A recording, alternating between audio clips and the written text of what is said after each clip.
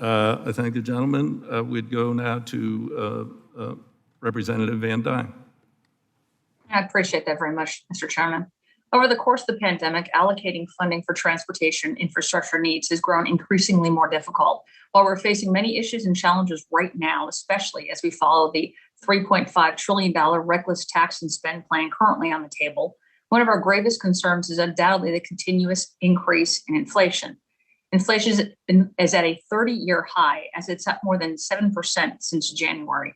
Clothing prices are up nearly 5%, food prices, including chicken. And I'm surprised that you haven't seen that. There was a headline last month that said, chicken prices soar as Tyson projects higher meat costs ahead and two rivals combine. Reuters article stated that Tyson has increased prices for customers to offset inflation. More increases are planned. And the AP article also states that the deal has come as chicken prices are surging and we're at a 7-year high. So I'm surprised you haven't seen that. But I know that in my state alone, food prices are up 5% and gas prices are up 74%. And yet we're debating a bill with the most significant spending in history, which undoubtedly will make this crisis worse.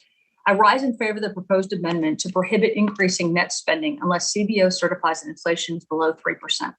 This new tax and spending bill, which adds $17 trillion more to national debt, is further dragging our inflation crisis in the wrong direction. We cannot continue to put forth federal policies that actively make it harder for Americans to survive and succeed. Over the last 18 months, we've added more than $5 trillion in new spending.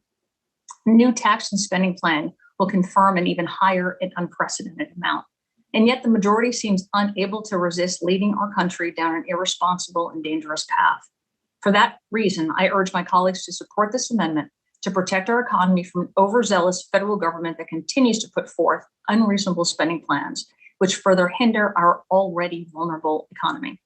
Feeding inflation and continuing reckless spending is never the answer, but especially not at the expense of job creators and working families. I yield back the balance of my time.